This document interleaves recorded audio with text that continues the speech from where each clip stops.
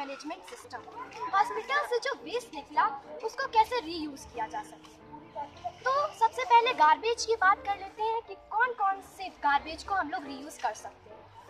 Cotton, different types of plastic. Generally plastics are of two types, thermosetting plastics and thermoplastics.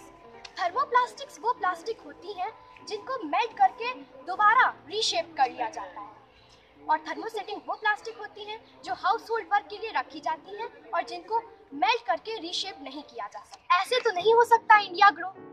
महर्षि अरविंद ने कहा था कि औरों के लिए ये भारत एक खेत का टुकड़ा या खेत खलिहान या जंगल है, लेकिन मेरे लिए ये भारत माँ है।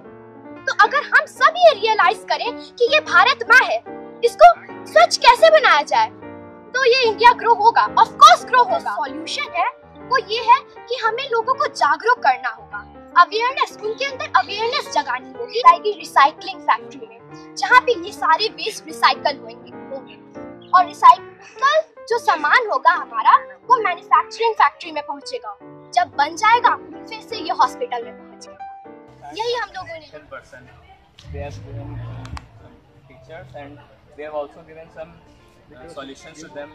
We have created a general awareness by giving an ad, because when a person you can aware from the source of awareness information like internet, daily posters and like that. Many various sources are represented on this chart, like internet, rallies, posters, sports.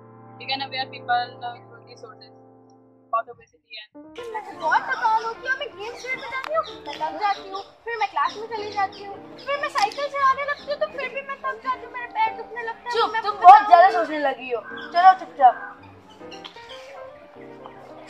Doctor जी, इसकी growth नहीं बढ़ रही है। हाँ, और वो थकान। चुप, वेट, रुकिए, अब इसको बोलने दीजिए, बोलो। हाँ डॉक्टर अंकल, वो मैं ना आजकल बहुत थक जाती। पहले तो मैं बहुत भागती थी, लेकिन मैं भाग ही नहीं पाती, और मेरे फ्रेंड्स तो कह रहे हैं मैं पतली हो रही हूँ। मुझे लगा मुझे आपको बताना चाहिए। ये बहुत ही सीरियस प्रॉब्लम हो सकती है, आपको इसे पास की पैथोलॉजी में टेस्ट करवाना चाहिए।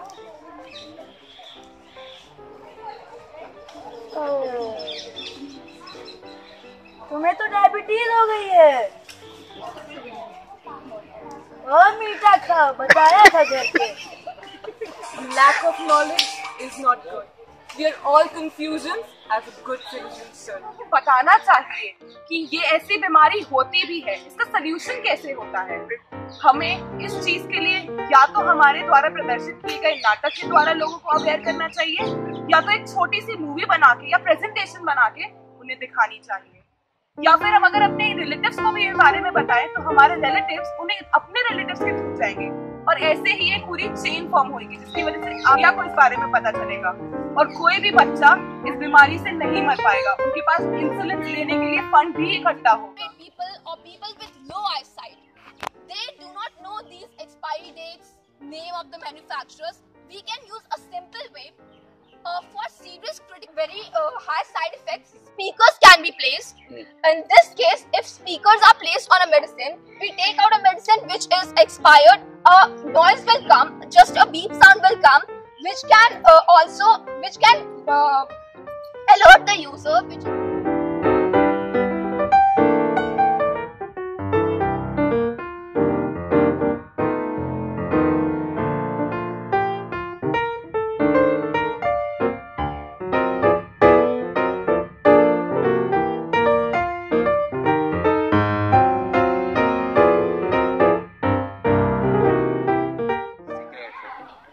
लेकिन जब हमने इसके कारण के बारे में सोचा, तो आज हम 21वीं सदी में हैं, लेकिन फिर भी हम सोचते हैं कि कोई ऐसा रोग हमारे देश में है कि हम 1 लाख में से हमारे देश के 50,000 बच्चे मर रहे हैं। तो कारण क्या है?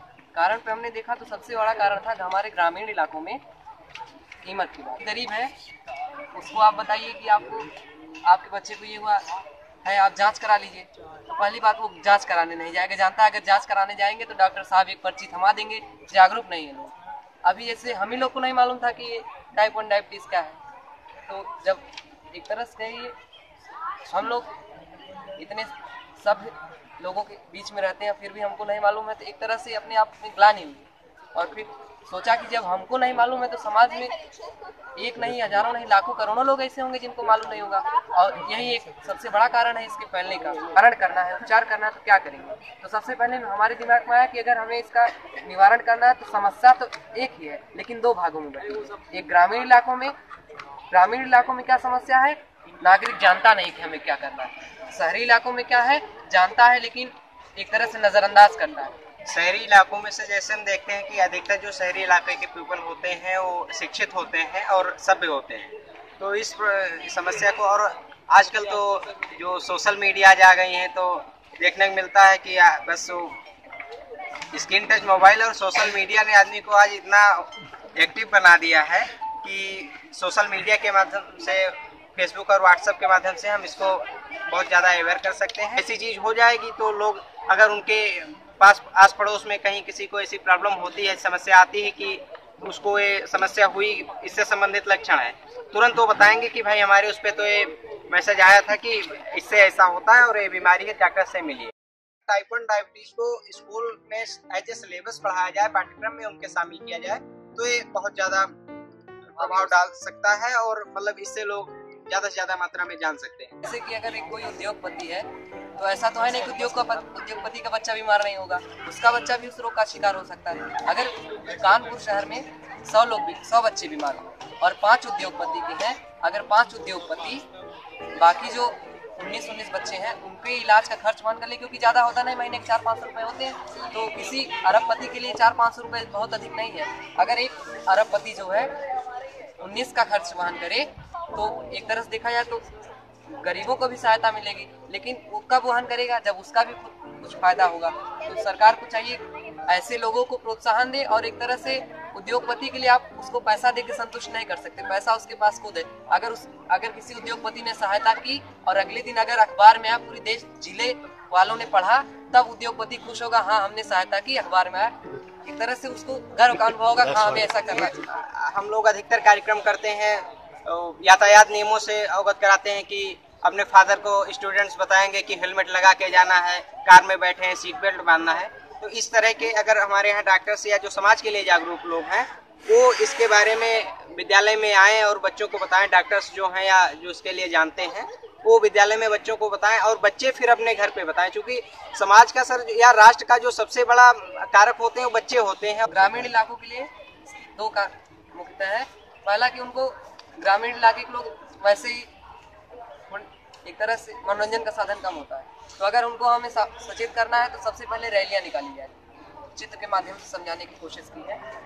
तो इसमें जो है एक लड़का है वो बीमार पड़ जाता है, फिर उसके पास पूछते उसको क्या हुआ, लड़का बताता है मुझे भूख अधिक लग रही है, प्यास अधिक लग रही है, ज़्यादा यूरिनेशन हो रहा है। तो अगले दिन उसके पापा जो है उसे डॉक्टर के पास ले जाते हैं। डॉक्टर उसे कहता है, लक्षण बताता है कि इसे लगता है डायबिटीज, टाइप 1 डायबिटीज हो गया है, उसे इंसुलिन देके घर भेज देते हैं। अगले दिन जो है जब बच्चा घर जाता है फिर बीमार पड़ जाता है, फिर जो है जब बीमार पड़ता है तो ऐसा बीमार पड़ जाता है फिर वो दोबारा बिस्तर से उठ नहीं पाता और बिस्तर पे उसकी निधन हो जाती है।